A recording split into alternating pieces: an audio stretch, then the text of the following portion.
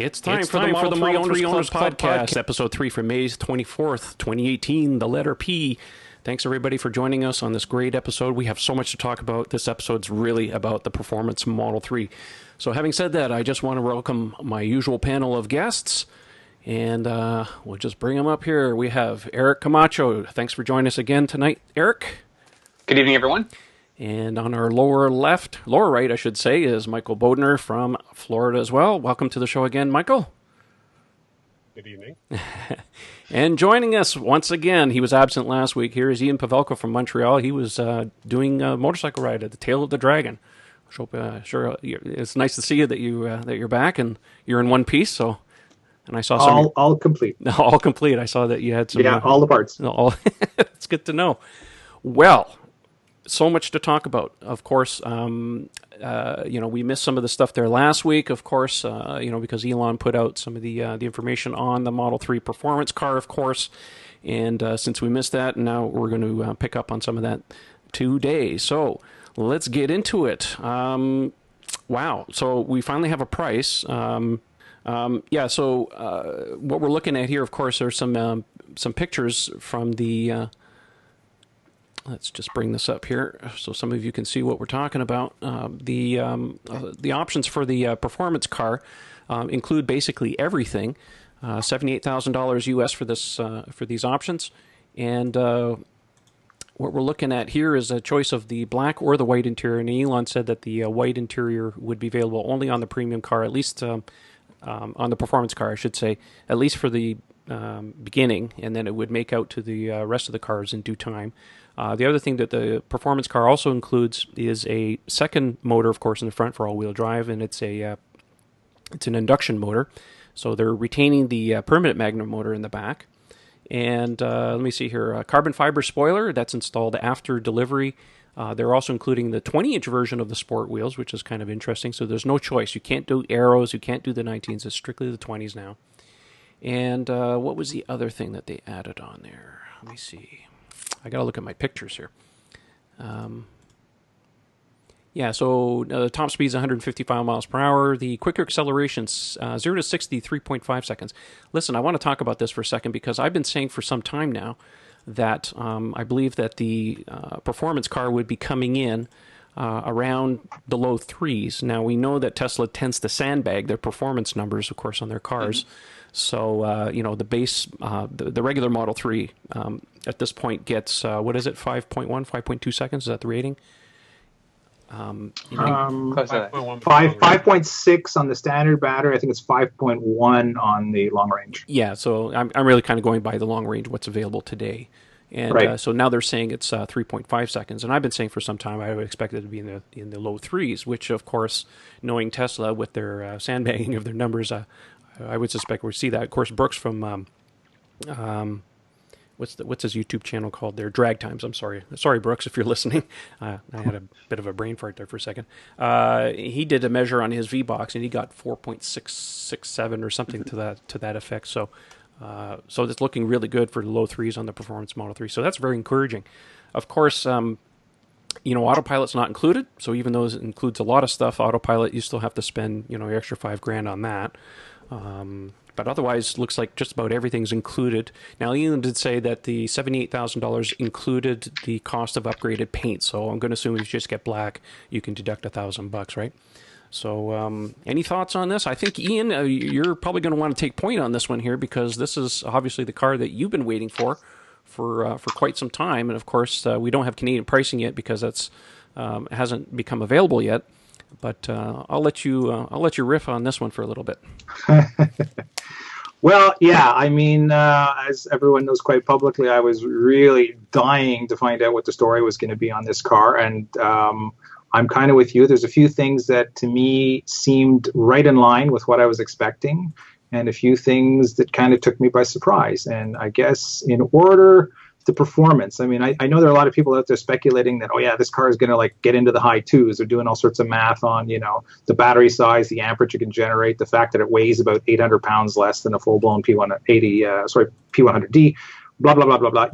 Theoretically, you could maybe achieve something in the high 2-second range, but I'm thinking, no, that's a little too close to comfort to the big dog. So I'm thinking mid threes. My personal number was, you know what? If we could get back to the original insane mode P85D, which was around 3.2, 3.3, something like that, sort of 60, I thought that'd be fine. And I think if you're right on the sandbagging thing, 3.5 as a factory number, we might crack into the low threes. And what's interesting is this just, was it yesterday, today? It was just in the last 24 hours or something. There was a Twitter conversation between DMC Ryan and Elon, and he hinted at, the 3.5 number is the initial number, and we might be getting some performance upgrades on that car. They might be able to unlock a little bit more out of it, and we might see even a little more. So the low threes are not out of the specter of possibility. Now, there's one thing about that is kind of amazing, and that is they are doing this with the standard dual motors configuration. I mean, in the P100D, you have a much larger rear motor, which gives that car its big performance advantage compared to the regular dual, which has about the same size motor front and rear. In the Model 3 performance setup, that's not the case. They're going to use the same motors in the car. So that is the permanent magnet reluctance motor that you have currently in the rear-wheel drive car. They're going to add an AC induction motor in the front, a small one. So that'll power the standard dual. And then all they do to get the performance out of it is they change the inverter to, what did he call it? It's a silicon carbide. Silicon carbide inverter, exactly. That's part of it. Obviously, there's probably some cabling, a few other things in there to get the amperage up. But they're basically hot rodding the existing motors. They're batch selecting them for the highest. Was it the Sigma number? Sigma. Thank you. Can you tell I've been dealing with ICE for the last 40 years, and I'm pretty new to the whole amperage deal. I'm trying to wrap my head around it. So yeah. So basically, and the longer burn-in time. There's all these things that they're doing to tweak the permanent magnet motor, and then add the AC motor to the front and just pump more amps through them to get the performance. So that's all good. I think that's very, very cool. I mean, in cost savings, it sounds terrific.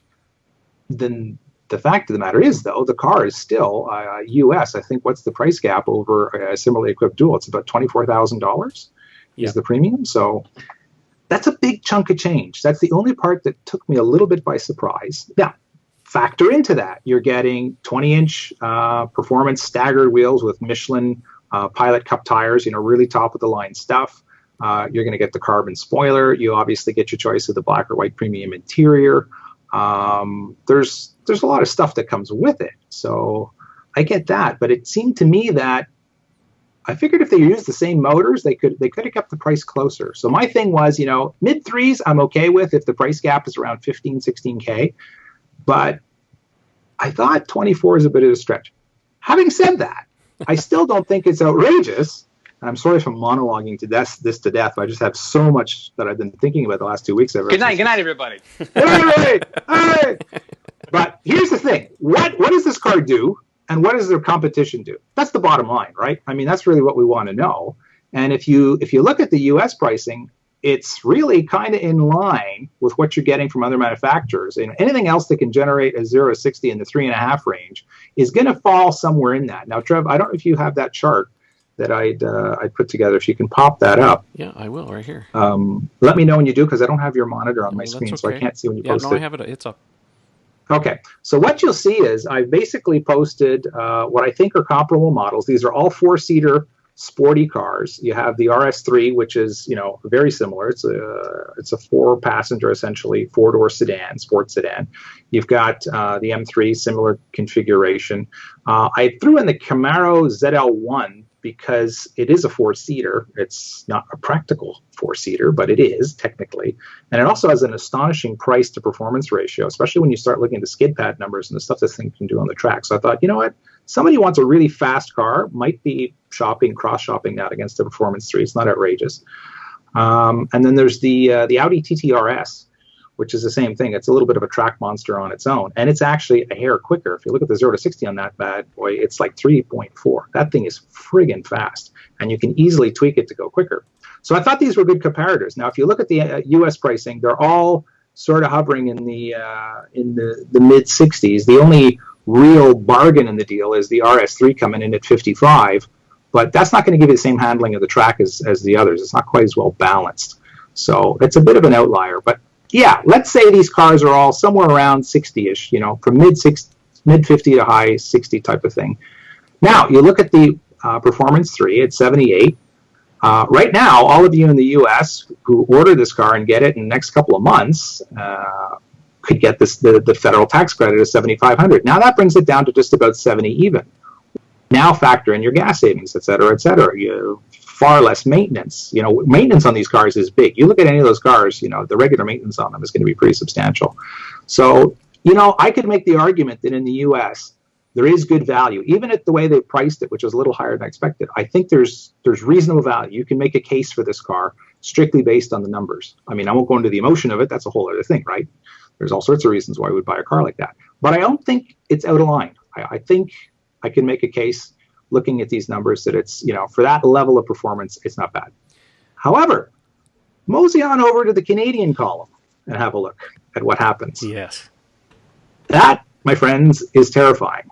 And what's going on is there's two problems with this. And one of them is that, unfortunately, in Canada, Tesla doesn't do any subvention of the exchange rate. There's no playing with the numbers. There's no kind of playing with the margins. It's straight up exchange. And they're really the only manufacturer that does that. Now, you could say we're very spoiled in Canada because the other guys are really playing the numbers game on this and buying futures or doing whatever all else to get their cost of exchange rate down. But even the European cars, I mean, what you'll see is you look at the far right column, the exchange rate on these cars effectively winds up being somewhere between 10 and 20% on average. But with Tesla, we're pretty much paying a full up 30% on top of the US price, which is pretty much the going exchange rate. That puts the car at nearly $102,000 Canadian. That, my friends, is a big chunk of change. Yeah. And I don't know. You start looking at the difference in the price. The most extreme example is look at the Audi RS3. I could buy an RS3 here, and I could buy a base Model 3, a standard range, rear-wheel drive. After my tax credit, I actually get both cars for the same price as the Performance Model 3. Yeah, it's pretty. That's a lot. Yeah, it's a man.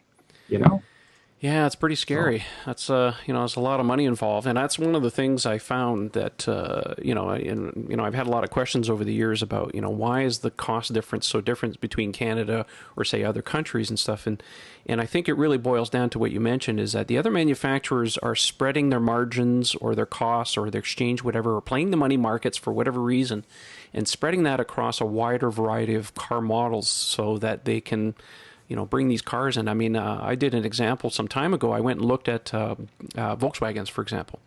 And if you look at the Canadian price and the U.S. price, the highest cost delta that I saw on any of those cars was about $1,000.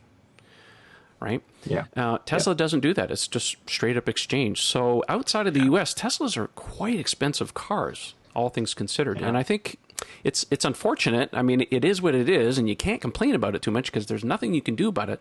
But I would hope that there's some kind of time that would come eventually where Tesla would be able to change that policy, or maybe when they got more models, they'll be able to play around with the exchange rate a little better or do some money market playing. I don't know, but yeah. So yeah, well, we're going to see. So we're seeing what a Model 3 at 101, 102,000 Canadian for the performance car, right?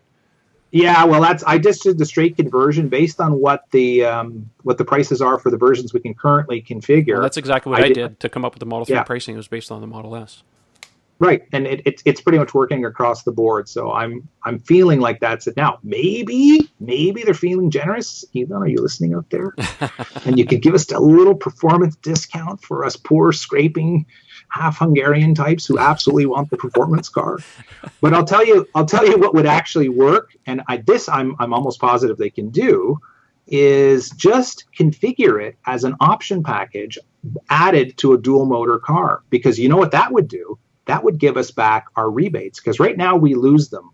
Just for the benefit of everybody outside of Canada, in Ontario, you have a hard limit of $75,000 of base price. So right now, anything you buy in a rear-wheel drive or a dual, doesn't matter how fancy you make it, it qualifies because the base price of the car is well under $75,000. So in Ontario, that's fantastic. You're getting $14,000 off the price of the car.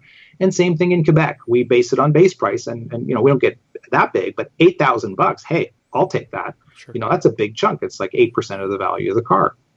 But what happens is as soon as you go over 75 base, and because the performance model is its own model and it's listed at starting at 78,000, and in Canada, obviously, it's going to be 100.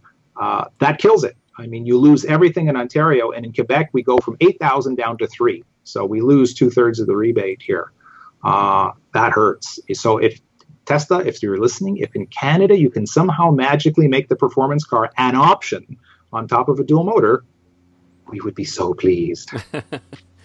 I agree. Noticeably absent, and no mention of ludicrous mode. I know Elon a couple of years ago in a tweet storm, the initial tweet storm on April 4th, if I remember correctly, somebody had asked him if there was going to be ludicrous, and he said yes, and of course conspicuously absent in this. Not saying that it won't appear in a future update, because Tesla is always iterating on these cars. They don't sit still. I mean, the Model S has gone through many changes over the last 6 years.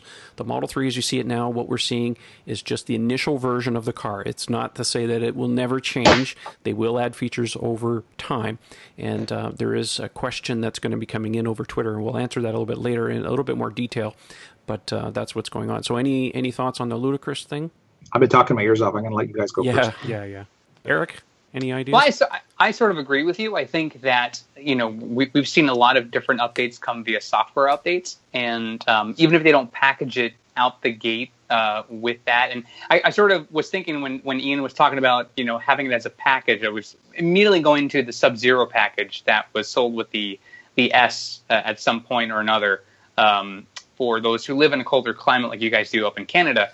But yeah, to me, if it's not something that they publicize right out the door, and it's something that comes as an update later on, I think that should be fine. It'll certainly appease the masses that are clamoring for that really fun experience of driving ludicrous mode. Mm-hmm. The only thing I would add, just not to go too far back, and Ian did a great job giving us all the details on the value and everything. I'd say take a look at the BMW M3. I could start with a 320i at $34,000 US, and I could load up a BMW M3 and end up in the high 80s, I think even touching on 90 grand. So if you go option for option, I think when I spec'd the BMW M3, I was somewhere in the mid 80s, low to mid 80s, no autopilot. So even on a straight value discussion, forget the tax credit, forget the fuel savings, tack those on top. Depending on option choices, you could even end up at price parity between that. And I looked at the BMW M3, Mercedes C63 AMG as a competitor, and Audi. I think they're missing their competitor car right now. They don't have an RS4 in their lineup. I think that's the direct competitor, but they don't have it. They just have the S4 right now at this time. So RS3 or RS5. And then a few others, and you mentioned a couple as well. So when we talk about value, and it's popped up on Twitter, it's popped up on the forums a lot, and you start to hear oh, wow, this car is so expensive, I should just get a base Model S. Those are two very different cars for potentially very different buyers. One is a track monster, top-end performance car, and one is like the family sedan, go on a road trip car. Not that you can't road trip in the Model 3, but I think they're two different cars for two different buyers, and you see that across each of those competitive cars. That M3 is touching on the 7 Series, the Mercedes C-AMG is touching on the S-Class, and Audi the same. So I think there's good value there for the money. Now, frankly, the Model 3 that I have was already past what I wanted to spend, so there's not value there for me. But I think if it's what you're looking for, I wouldn't call it not a good value deal compared to the competition. I would tend to agree. I mean, I have no desire for a performance car in the least. Even if a Roadster was to show up in my driveway, I'd like drive it for a couple of days and just kind of get rid of it. It's just not my thing. My wife might have a different opinion, but it's just not my. I'll take the Roadster for free. We'd fight over it for sure, man. There'd be a brawl. Well, I would give you rides, but after that, it would probably have to go.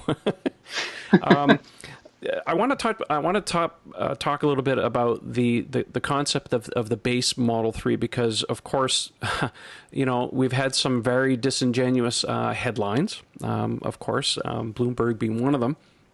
You had 3 or 4 different ones there that popped up where they were saying like the Model 3 $35,000 car is now going to cost you $78,000.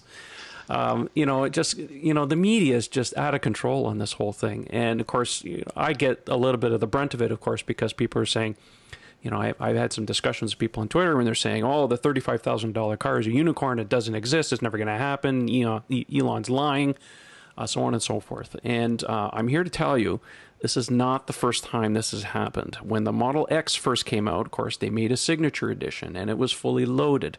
And the media did exactly the same thing. They said, this car is now going to cost you $150,000. And that was not the case. So there's precedent for this kind of thing.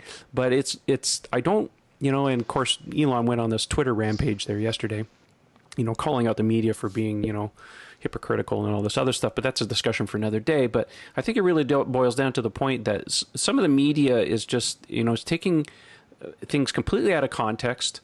And it's not helping in a lot of ways. Elon did say recently that, they really need to make the expensive cars first because that's what pays for everything else down the road. And without the margins, of course, they would go under. Of course, we saw some of those headlines. Of course, the base price Model 3 would put Tesla out of business. I mean, it's just we see these ridiculous, headlines and so on and so forth. So I just want to put it out there that, the base Model 3, which is, of course, what we're waiting for, is going to happen. This is not a unicorn. I mean, it's part of the game plan right from the beginning. But Tesla's a new manufacturer. They don't have 50 cars that they make that they can spread losses across to make a $35,000 car right off the bat. And I think a lot of people don't understand that. And then I think that really boils down to the fact that so many people are looking at Tesla and not taking things into context look, we've been following Tesla for so long. We know how they operate. I mean, this is not news to us. But I fear that there's a good portion of the public out there that are looking at this car and they're buying into the concept, I can actually own a Tesla now. And they haven't been following Tesla and they don't know how they operate. And when they see this behavior, they automatically think that Tesla's lying. And, it's just like, I only have so many hours during the day. I got to make a living. I can't be tweeting at everybody, explaining to them how Tesla operates. So, the best I can do is put out a video, but that's only a limited audience. So, yeah. Anyways, any thoughts on that, guys? Yeah, I'll chime in here first. So my overall understanding of folks who sort of have that argument is I think they would benefit from understanding that Tesla is not a car manufacturer. In the traditional sense that we know of Ford and Chevrolet and many other manufacturers, they are now an energy company, and they're trying to build a sustainable future in a number of different ways. Yes, the cars are a big part of that conversation, but they're looking at the Powerwall 2. They're looking at solar panels. They're looking at different solutions that are all designed about harnessing the resources that nature's provided us with wind and solar and hydro.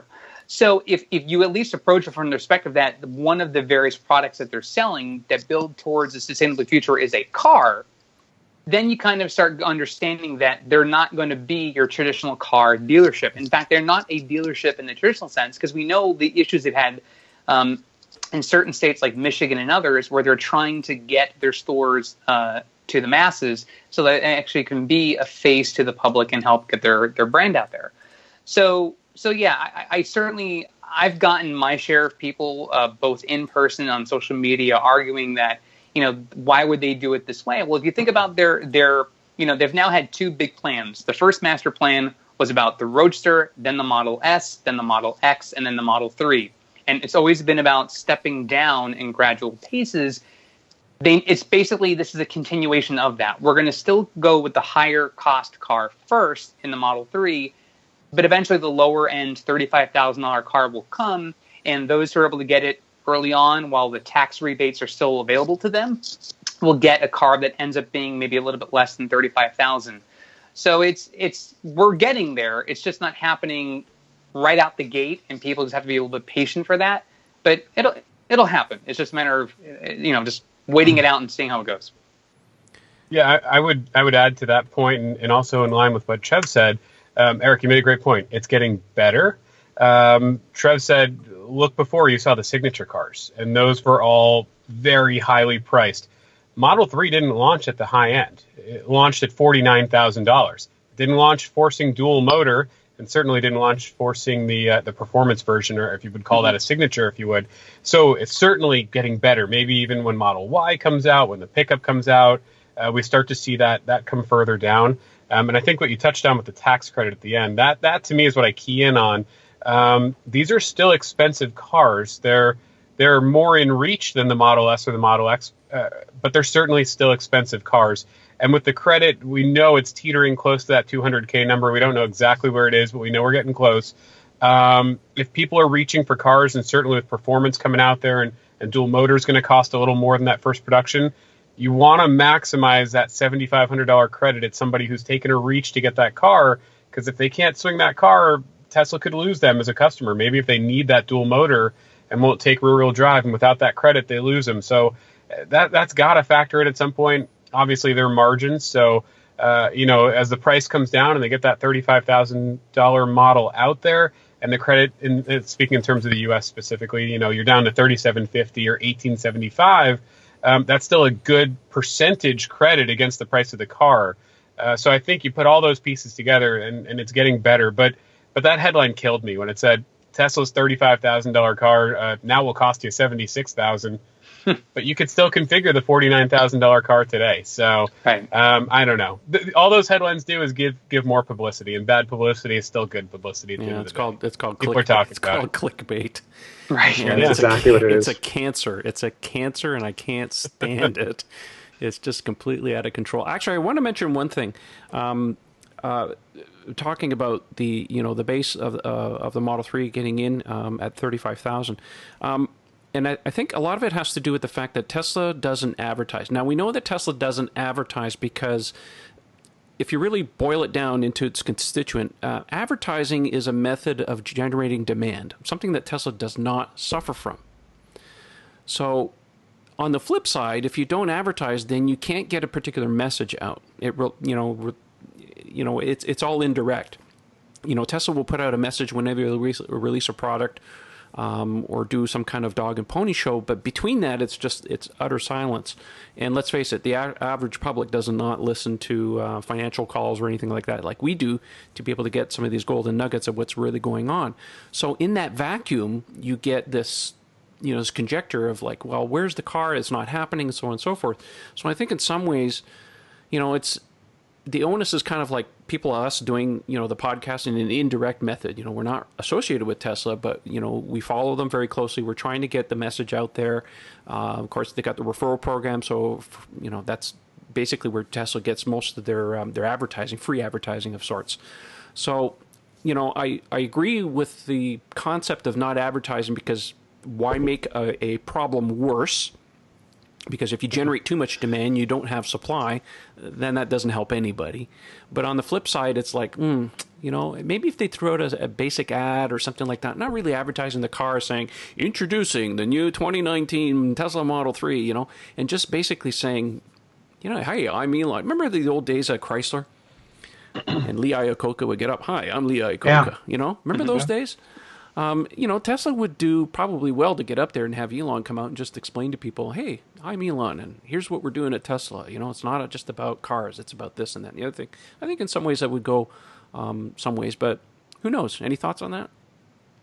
Well, I think it's also how we think of advertising as a general sort of medium. So I was thinking now when you were talking about commercials we see on TV for different car brands, and they'll have, say, starting at $29,000, but they always have a car on the commercial that is not priced that low. It's always some MSRP value that's higher because there's a special kind of added feature on the exterior of the car or a special package inside the car, whatever it is. So it's hard to get a car even at that rate. Or if you're hearing a radio commercial of some, car manufacturer or even just a general dealership says, we're having this many cars at this rate. Well, it may be 2 cars that are on the lot at that low price. You go there, the cars are gone, so now you're picking from a lot that maybe has $10,000 higher cost on the sticker than you were before. So Tesla's being very direct and honest with people. This is what our cars are worth. We're not negotiating different rates. These are the prices.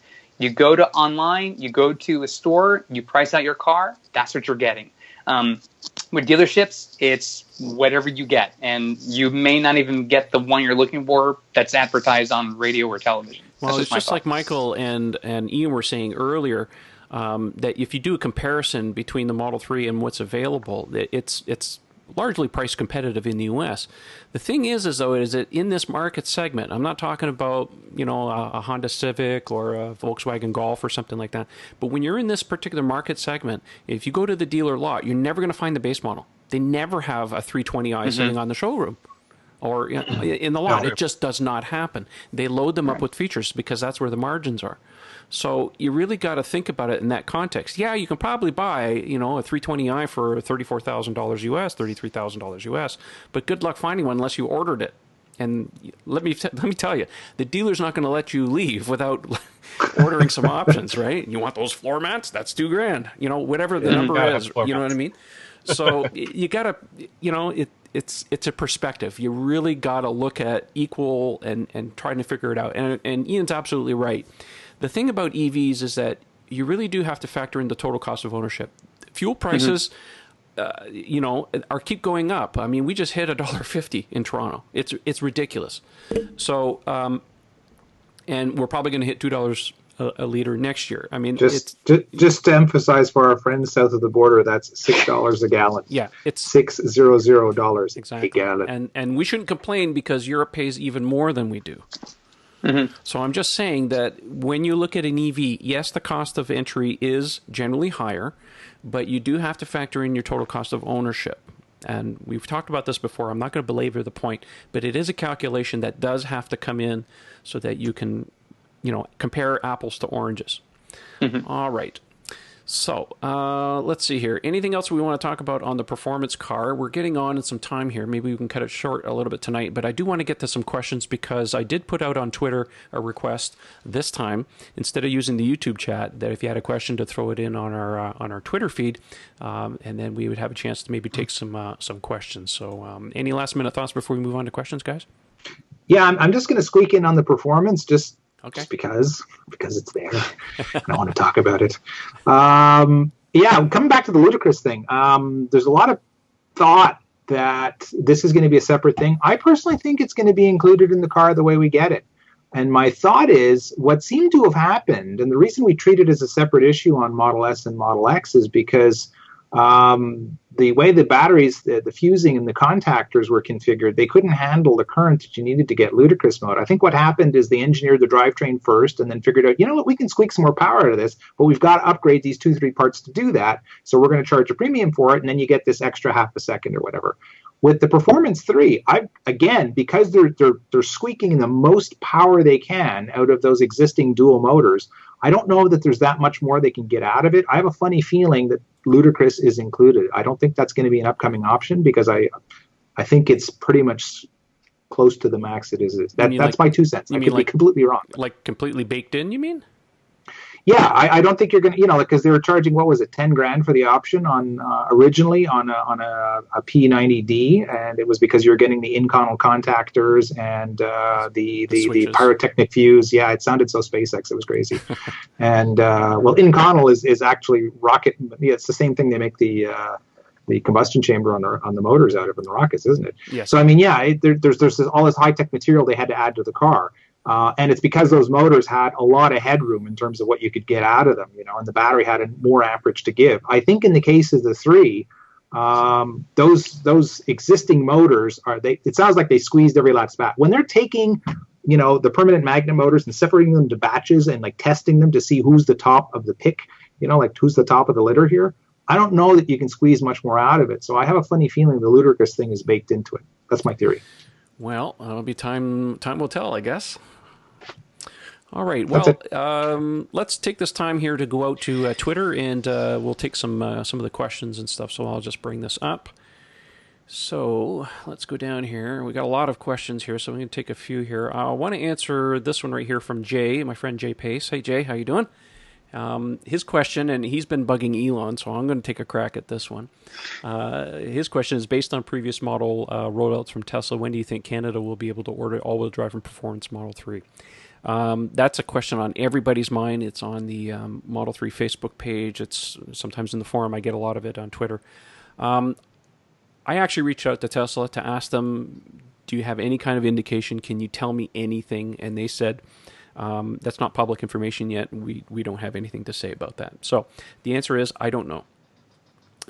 However, I would suspect based on stockpiling that's going on right now, because we do have a federal election that's coming up on June 7th, that Tesla is trying to push out as many Model 3 deliveries in Canada, in Ontario specifically, in my case here, before the election happens. So I would suspect that we may see it open as soon as probably just a handful of weeks, probably not too much longer than that.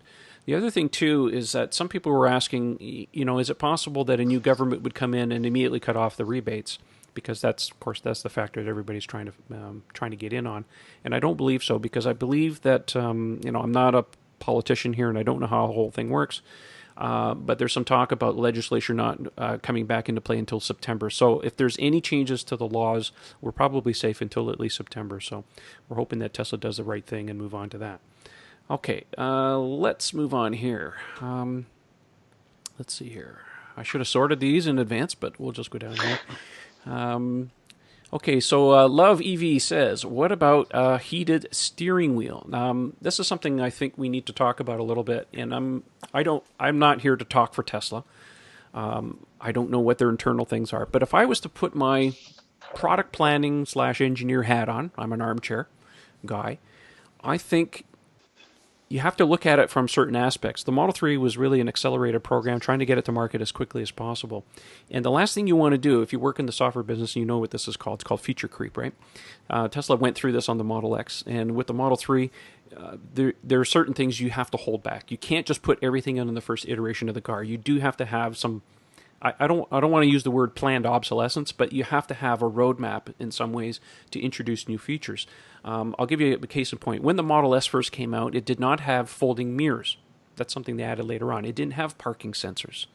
So these are things that were added on down the road. So Model 3, I don't see it as any different. I'm not saying that they're going to add a heated steering wheel. It's just that it's not here now. It's something they could potentially add in the future.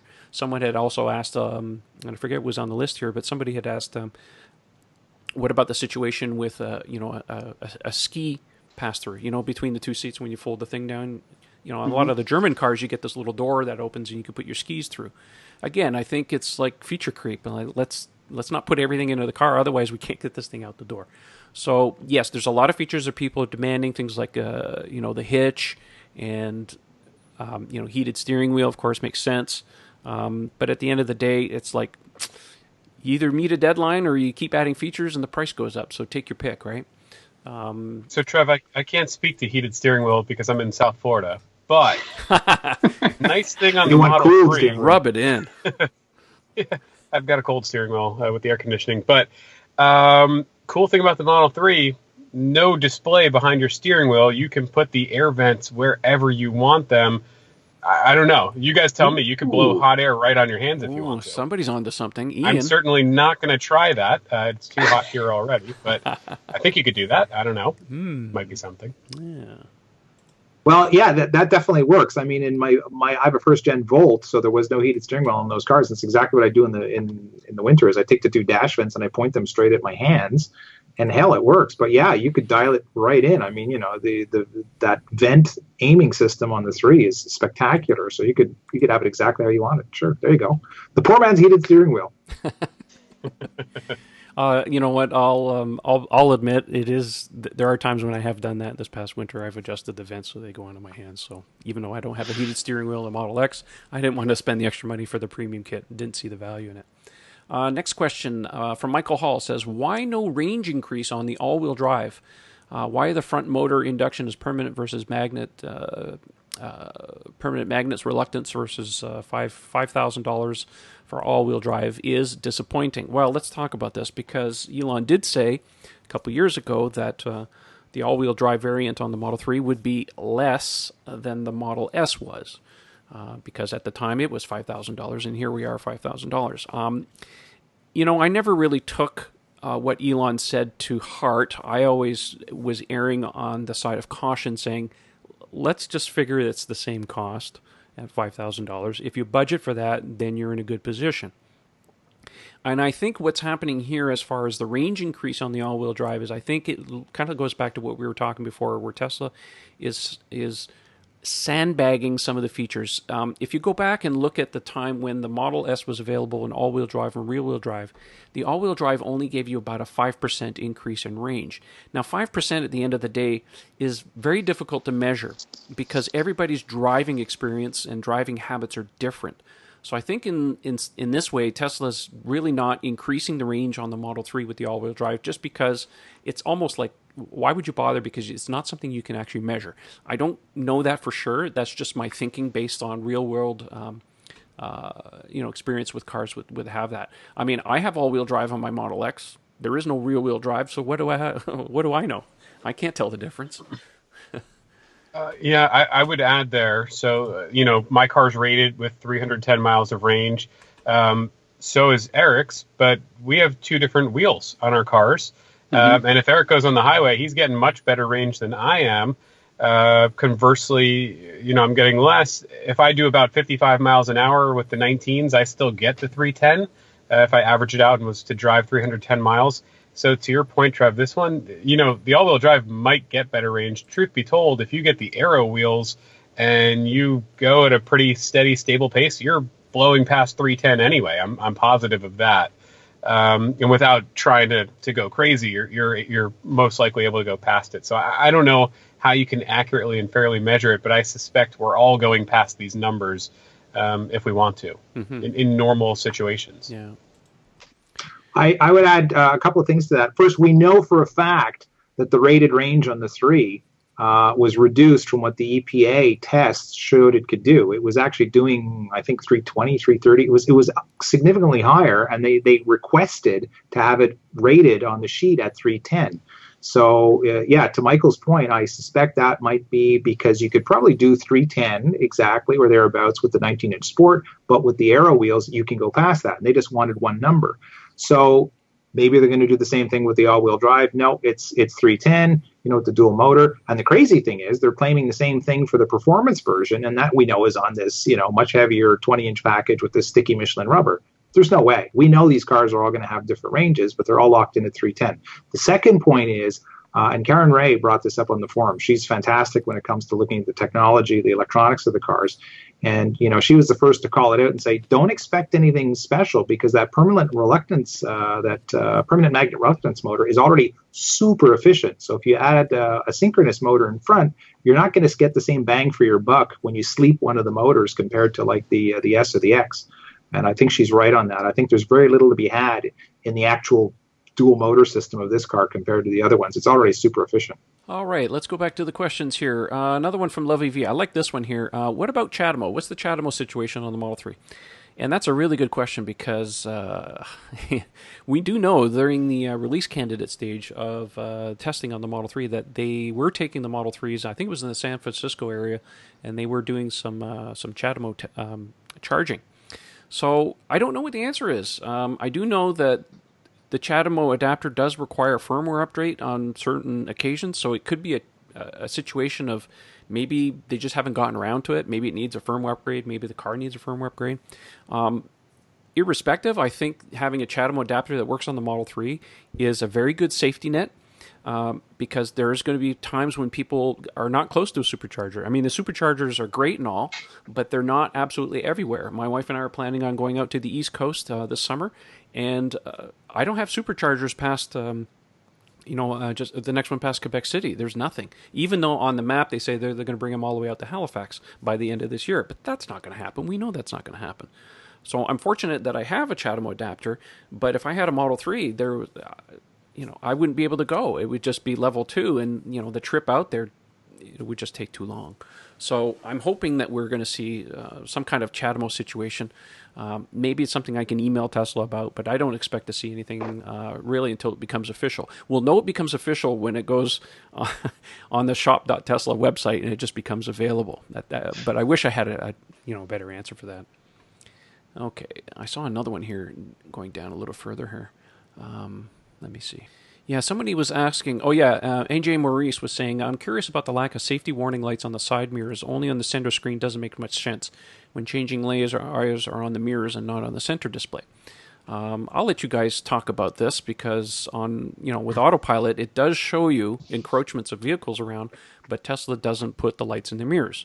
So maybe you guys can chime in on this particular situation since y'all have a 3. You can go first, Mike. Oh, sure. Well, this is a feature that I was critical of. I thought, we call it a dummy light or an idiot light. That's a negative connotation, but it can save your butt. If something's in your blind spot and you miss it, and the light's on, you think twice, you don't change lanes. Even if it's a false alarm, it's better safe than sorry. So up front, I was a little nervous about it. I've known about the right way to set your mirrors and make it so it's a non-issue in the first place. And actually, the first thing I did in my car, not in the video that Trev shot, but he said, put your head against the glass, line up your mirrors, and we were off. And honestly, I've just passed 6,000 miles. I don't miss it. I actually like the fact that I don't have lights on the mirrors anymore. So I was highly critical of it. Now I'm happy that there's not a light constantly on the mirror. I kind of like that mirror trick works, doesn't it? It does work. Yeah. Once you get used to it, it's like I can't go back to anything else. That's pretty good. Let's go back here. Viviana Van Dierlin, I hope I pronounced your name correctly. She's asking here, will there be a bike rack for the Tesla Model 3? Well, we know there's no hitch. It seems to have fallen by the wayside. Yeah. It's just not happening on the Model 3. Not to say it won't come eventually, but Tesla basically says, there's no bike rack for, I should say, hitch for the Model 3. There is, however, little hidden tabs. Now, if anybody gets close to a Model 3, just look at the roof. Inside on the glass, there's little arrows that are etched on the 4 corners of the top part of the glass on the car. And they point to little rubber strips that you can lift up, and there's a metal tab underneath that strip. And that is where a future roof rack will attach to.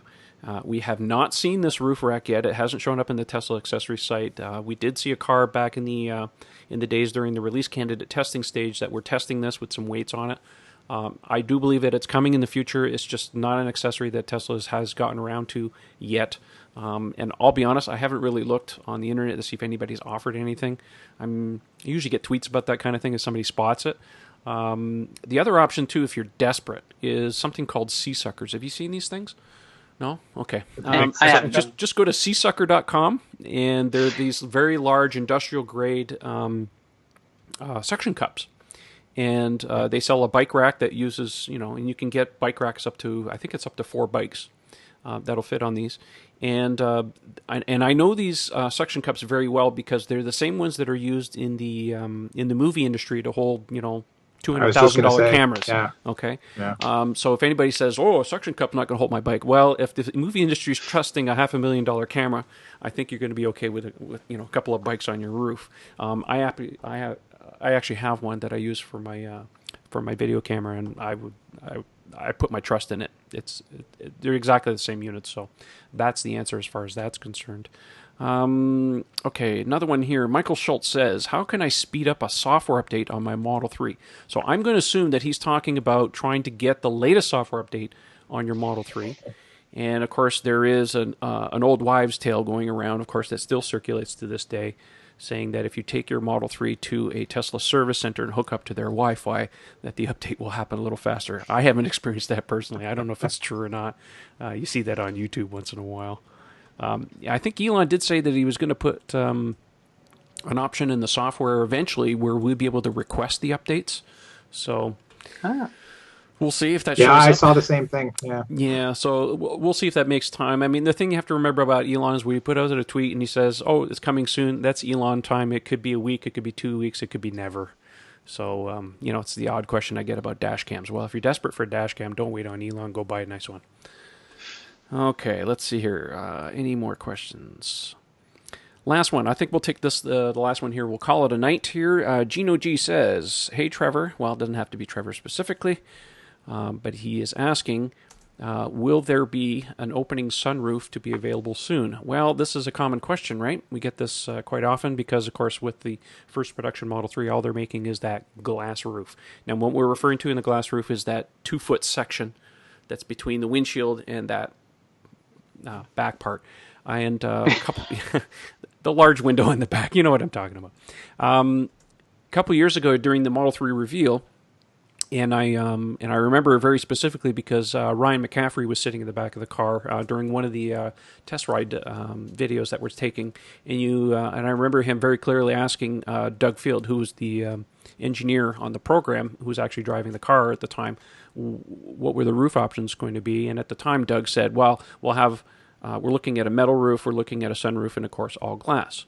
My personal opinion, just my personal opinion, I don't have inside information on this, but if you look at what they're doing with Model S, the glass roof is standard and a sunroof is optional. So my personal opinion here, metal is not happening. It's just thrown out the window. It's just not happening. Really? You think so? No, I don't. I really don't think that's going to happen. I think it's just going to be all glass. Now, despite Tesla's marketing materials that says on the website that says doesn't have any mention of the glass on the basic car, that you have to be careful with marketing. It's to get you to buy something today rather than show you what's going to happen in the future. Tesla could change their mind, but that's just my personal opinion. It's just Elon even said it before. It's so much easier to build a car with a glass roof than metal. So I think for the time being, glass is going to be standard. Metal's not going to happen. Sunroof, who knows? My Tesla Model S loaner that I have here has a sunroof. I opened it because my wife asked me to see it, but otherwise it's not something I care about. That's a personal opinion, of course. Other people have their different feelings about sunroofs and stuff. But if we do see it, it might be on another car, but the fact that we haven't even seen it on a performance car, I don't know. Here's what I'll say on that, and I mean this in the nicest way possible. Sometimes Teslas are not for the faint of heart, and what I mean by that is they're not traditional cars where you have a model year and that car is the same for 12 months, or maybe at most they do a mid-year change-up, a small little change. One of our topics we didn't get to, we ran out of time, was there's been a small change to the seats. We had the Alcantara headliner change. So At some point, you've got to look at the current options and say, I like this car. And when you click that order button, just stop looking, because exactly. In between, in transit, your car's on the way. Maybe that sunroof comes out. Maybe a feature that was, an option before becomes a standard. Now that price changes. At some point, you got to stop looking. I think that's a very good positive. You don't get stuck with this stagnant car for 12 months. It's just continually getting better. But at some point you have to take the plunge. Otherwise, you're just going to wait forever. It's like, I'm not going to buy a TV because there's going to be another TV that's better. Or a computer. There's always going to be another TV that's better. And this is the same type of thing. Yeah, I did the exact same thing. As soon as I clicked the button on the Model X, I was like, okay, I'm done looking. I'm never going back to that site. Never looking at it again. Right? Because I have to be happy with what I buy today. If I keep going back and looking at it, I'm just never going to be happy, and I'll just be kicking myself. So that's the thing. When you buy a Tesla, make sure you don't go back and, I wish, because you'll never buy anything. It's just like anything else. Michael's absolutely right. Can I jump? Go ahead, Eric. Eric, go ahead. No, what I was going to say was that people have to remember too, the time you put down your reservation, when you actually custom build your car, you are buying at the time the best possible car you can get for that particular model, whether it's an S, an X, or a 3. So yeah, we've seen even Kim from Tesla had some photo comparing the current Model 3 seats to the first generation that came out. The stitching's a bit different. Are you still getting great quality seats? Absolutely. If your stitches are different, it's not a big deal. But just like with every recipe you cook, the more you cook it, the better it gets. So it's just coming through. Maybe not for all of us. But yeah, the idea is that you're still getting the greatest car at the time. And every manufacturer, from every new generation car they make, it becomes better and better and better. So don't fret if your car is not the greatest thing it was from 6 months ago to today. You still have a fantastic car that you're driving around, regardless of which version it is. Even folks who have the original Model S still love their car so much that they wouldn't trade it in for anything else. Agreed. True. Can I jump in with one fast one there, Trev? It builds on the sunroof question, because I'm the same thing. I'm a total al fresco guy. If I could saw the roof off of 3, and put in a vinyl, I would do it. I would totally do the conversion. I'm a convertible guy. But for you two guys that are rolling 3s now, what's that car like with the side windows down? Can you at least have them open up at a high speed? Is it noisy, or is it cool with all 4 windows wide open, or what's it like? You can go for it, Eric. Well, I haven't driven with the windows down at high speeds in the highway, just driving around locally in the city, it's comfortable. You don't feel a lot of wind coming to the cabin where some folks are like, oh my God, my hair's messing up. Like it's honestly positioned well, I think, for how they're opened. And I know, Trev's done some videos showing how the windows open both front and back on the cars. But yeah, it's you don't hear much, at least driving in city. But I can certainly test it on the highway and give you a report next week if you'd like. Sure, love to hear. I have driven on the highway with the windows down, so I can quickly tell you. Okay. Ian, you've got maybe a little less hair than I have. I don't have that much left here. I know we're talking. You're not going to feel much wind against the hair. What are you talking about? Well, that's good for my partner in crime because she's like totally like, no, I think I saw two hairs roll them up. And the back windows don't go down that far. That was Trevor was doing a lot on that. Look, like paying close attention to that. I remember when those first spy photos were coming out. In the end, that actually helps, I think, keep some of the wind out as well. So yeah, you can drive with the windows down, but it's not going to feel like a convertible. No, and actually that wasn't so much the question. I don't need to have the hair, the wind blowing through the non-existent hair. That isn't it? It's just that, like in certain cars, like my Volt, it's deafening because of the car's so aerodynamic. The way it comes through the car, anything over 30 miles an hour, it's just like you can't stand the noise. I was just more curious how, like, is it quiet? Like, can you actually roll highway speeds and like it's not turbulent in the car? Oh yeah, you can definitely enjoy it. That's awesome. Okay, so for all of us who are pining for the sunroof and lack, can't have the air coming straight in through the top, at least you can roll the side windows down, roll highway speeds, and sort of have semi-open air experience. The only time my windows go down is when I get my coffee and I have to pay the lady. That's because we live in Canada, man. It's like it's warm 3 days out of the year. What are you talking about? It's 28 degrees today. It was beautiful. Okay, I know I shouldn't, bitch. It was awesome today. But that's centigrade for all you non-Americans. Yeah. Thank you. Sorry. Yes. 80s. We're sweating when it is 80s up here. Yeah. Well, gentlemen, I think we'll call it a night, and let's. Eric, can you tell us where we can find you on the interwebs so that people want to reach out to you and ask you some questions? Absolutely. You guys can find me on Twitter at the handle ECFix. That's ECFIX. Ian, how about you? Where can people find you on the internet? Straight up, Ian. On my Twitter handle, which is at Ian Pavelko. I won't spell it all out. Trev, maybe you can just throw something on at the end there. It's pretty much as it sounds. But yeah, at Ian Pavelko, you can hit me up, whatever you got. Well, your handle is Mad Hungarian. Well, the handle's Mad Hungarian, yeah, but the actual Twitter, name, the sign-in is my real name. You can search for both. I don't have the genuine thing though. They won't give me the genuine thing. Obviously, I don't race, so I'm not genuine. Not yet. All right. No, not yet. How about you, Michael? Where can people find you if they want to reach out and ask you some questions? You can find me on Twitter at Michael R. Bodner, and as I said last week, just watch Trev's feed. You're going to find all three of us there all over the place. And also on Model 3 Owners Club as a moderator, SoFla Model 3. Very good. Well, thanks everybody for joining, and my internet handle on Twitter is at Model 3 Owners. You can find me there. Don't forget to follow our Model 3 Owners Club forum at model3ownersclub.com. And if you enjoyed the show, I would appreciate if you take a look at our Patreon page. That keeps the show going. You can find that at patreon.com/Model 3 Owners Club. That's it for tonight, and we will catch you next week, same time and same channel at 8 p.m. Eastern Standard Time on YouTube. So we'll catch you on the next one. Thanks for watching, folks, and we'll see you next time. Good night. Good night.